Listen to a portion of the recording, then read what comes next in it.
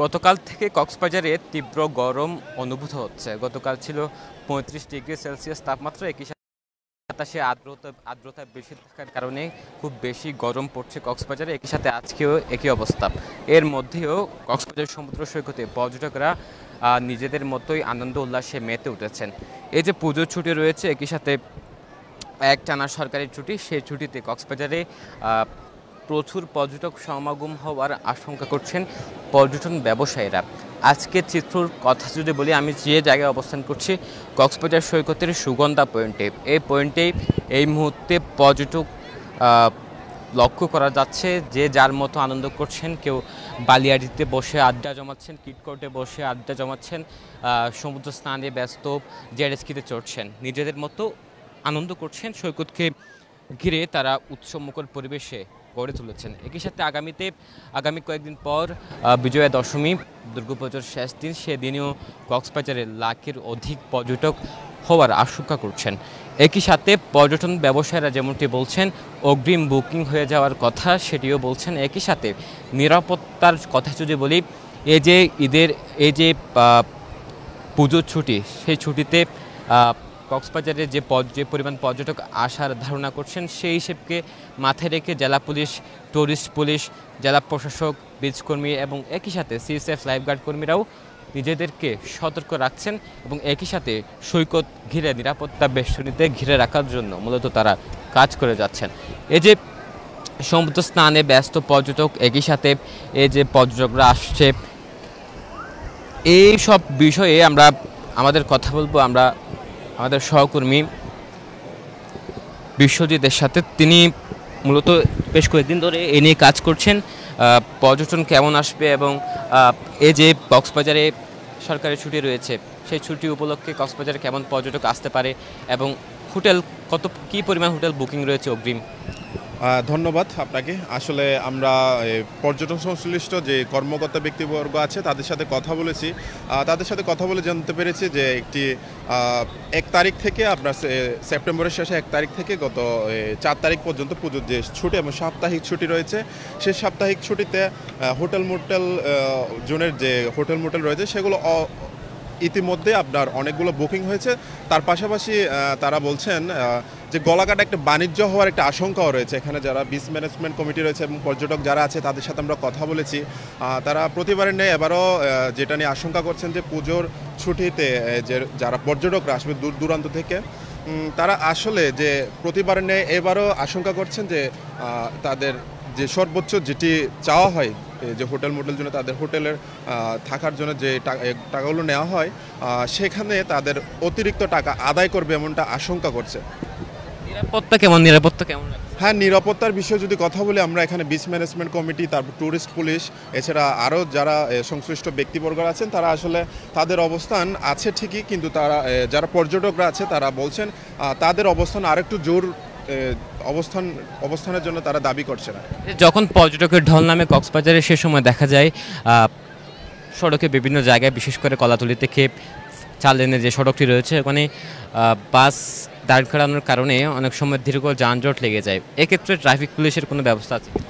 হ্যাঁ, ট্রাফিক পুলিশের ভূমিকা থাকলেও এখানে যারা পর্যটকরা আসে ঘুরতে, তারা আসলে বেশ বেগ পায়, যেহেতু হোটেল মোটেল জোন তো সবসময় মানুষে পর্যটকে ভরপুর থাকে। তার পাশাপাশি এখানে কিছু বাস আছে যেগুলো সবসময় সুগন্ধা থেকে শুরু করে কলাতলি পয়েন্ট, এই যে কলাতলি সড়ক যেটি রয়েছে, ওখানে গতকাল আমরা দেখতে পেয়েছি বেশ কিছু বাস যেখানে আপনার ওখানেই বারবার ওই অবৈধভাবে পার্কিং করে থাকে, যার কারণে ফলপ্রসূত আপনার ওই গাড়ি চলাচল, যেটি যান চলাচল আছে, সেটা সেখানে ব্যাহত হয় এবং পর্যটকরা অনেক হ্যারাসমেন্ট হয়। ধন্যবাদ। কথা বলছিলাম সহকর্মী বিশ্বজিতের সাথে। যেমনটি বলছিলেন, এই যে আগামী 1 অক্টোবর থেকে 3 অক্টোবর পর্যন্ত হোটেল অগ্রিম বুকিং রয়েছে। যেহেতু পুজোর ছুটি রয়েছে, একই সাথে মানুষের ঢল, অর্থাৎ পর্যটকের ঢল নামার যে সম্ভাবনা, সব মিলিয়ে বলা চলে যে হোটেল প্রায় বুকিং রয়েছে। একই সাথে ও সময় যেসব হোটেল কক্ষ, তার রুম কক্ষ খালি থাকবে, ওসব জায়গায় গলাকাটা বাণিজ্য হওয়ার আশঙ্কার কথা বলছিলেন। একই সাথে ট্রাফিক ব্যবস্থার কিছুটা উন্নতি করা দরকার বলে মনে করছেন আমার সহকর্মী একটু আগে বলেছিলেন। যেহেতু আমরা যেমনটি দেখি রাত 9টার পর যেসব কাউন্টার রয়েছে কলাতলি থেকে জাম্বুর মোড় পর্যন্ত যে এই সড়ক দীর্ঘ সড়কে 4 লেনের সড়কে যেসব কাউন্টার রয়েছে ওইসব কাউন্টারের সামনে গিয়ে বাস দাঁড় করায়, যার কারণে মূলত দীর্ঘ যানজট লেগে যায়, যেটির কারণে স্থানীয় এবং পর্যটকরাও বেশ ভোগান্তিতে পোহাতে হয়। যে জায়গায় যাওয়ার কথা 5 মিনিটে সেই জায়গায় দূরত্ব হয়ে যায় প্রায় 8 থেকে 1 ঘন্টা পর্যন্ত। এতে সব কিছু মিলিয়ে নিরাপত্তার সাথে পর্যটকদের উৎসব আমেজ সব কিছু মিলিয়ে এক প্রকার বলা চলে যে উৎসবমুখর আমেজে মূলত আমরা কয়েকজন পর্যটকের সাথে কথা বলবো। আমরা কোথা থেকে আসছেন? আমি ব্রাহ্মণবাড়িয়া থেকে আসছি। কেমন লাগছে কক্সবাজার? হ্যাঁ, কক্সবাজার এসে আমার খুবই ভালো লাগছে, অনুভূতি প্রকাশ করার মতো না। তো আমরা 2 দিন অবস্থান করবো কক্সবাজার, আজকে ঘুরবো, আগামীকালকে ঘুরবো, বৃহস্পতিবার আমরা যাবো আর কি। কক্সবাজার কি থাকা দরকার? আর কক্সবাজার আর আসলে পর্যটকদের বসার জন্য বিশেষভাবে বাংলাদেশ পর্যটন ও মন্ত্রণালয়ের দৃষ্টি আকর্ষণ করছি যেন এই পর্যটন বসতে পারে, এই ইট দিয়ে টেবিল বানিয়ে এবং টাইলস দিয়ে, যেমন কুমিল্লা ধর্মসাগর এবং শিশু পার্কের সামনে করা হয়েছে পর্যটকদের বসার জন্য, শত শত পর্যটক বসতে পারে। কিন্তু কক্সবাজার এখন পর্যন্ত এইরকম ব্যবস্থা করা হয় নাই।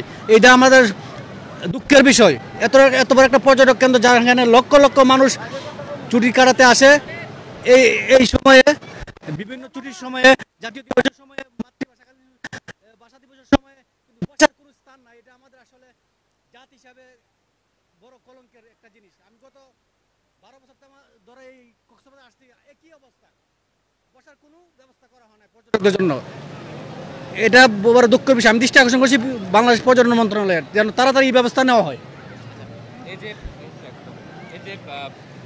আপনারা পাহাড়ে যেতে চান, পাহাড় এখন তো পাহাড়ে খুব আতঙ্কিত অবস্থা, সে কারণে কি কক্সবাজারে এসেছেন? হ্যাঁ, না, কক্সবাজার আমি রেগুলারে আসি, কিন্তু আমি দেখছি গত কয়েকদিন ধরে, আমি একটা সোশ্যাল ওয়ার্কার, আমি দেখছি খবর নিউজ দেখছি বাংলাদেশ সেনাবাহিনীর সাথে এই পাহাড়িদের তারা খুব সংঘর্ষ, অনেক মারপিটও করছে। এটা আসলে দুঃখের বিষয়। আমাদের জাতি হিসেবে যেন কঠোর হাতে নির্ধারণ করা হয়, কঠোর হাতে যেন ব্যবস্থা নেওয়া হয়, এদেরকে যেন কঠিন বিচার করা হয়। মাননীয় প্রধান উপদেষ্টা ডক্টর মোহাম্মদ ইউনূস স্যারকে আমি অনুরোধ করছি আমরা যেন এই বিষয়ে, এবং আমরা যেন পাহাড়ে জায়গায় পর্যটন হিসাবে ঘুরে দেখতে আসতে পারি সুশৃঙ্খলভাবে এবং শান্তিভাবে, আমাদের যেন জানমাল নিয়ে ফিরে আসতে পারি, এই দৃষ্টি আকর্ষণ করছি প্রধান উপদেষ্টা। কথা বলছিলাম পর্যটকদের সাথে, তারা যেমনটি বলছেন কক্সবাজারে এসেছেন আনন্দ উপভোগ করার জন্য। তো বেশ কিছু কাঠি রয়েছে, তারা আরও ভিন্নভাবে কক্সবাজারকে দেখতে চায়। প্রতিবার তারা যেমন কক্সবাজারে আসেন ঠিক একই চিত্র সব সময়, এমনটি অভিযোগ। এতে কক্সবাজারে বিনোদনের মাত্রা বাড়ানো, একই সাথে যে পর্যটন স্পটগুলো আরও উন্নত করা এবং এমনকি বিদেশি পর্যটকদের আকৃষ্ট করার জন্য বিনোদনের ব্যবস্থা ছাড়াও তাদের নির্দিষ্ট কোনো জোনের ব্যবস্থা করা সহ বিভিন্ন দাবি জানাচ্ছিলেন পর্যটকেরা। একই সাথে কক্সবাজার যেহেতু বিশ্বমানের পর্যটন কেন্দ্র এখনো পর্যন্ত হয়ে উঠতে পারেনি, সেহেতু সেক্ষেত্রে যা যা ব্যবস্থা নেওয়া দরকার সেসব বিষয়েও বেশ দাবি উঠে আসছিল দীর্ঘদিন ধরে, তবে এখনো পর্যন্ত কোনো ধরনের সুরাহা আমরা দেখতে পাইনি।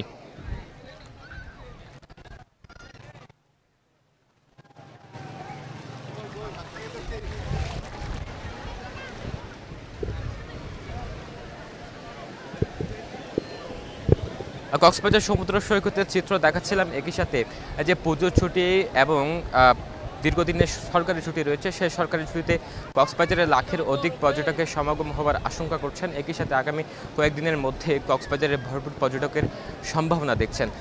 এ ছিল সর্বশেষ।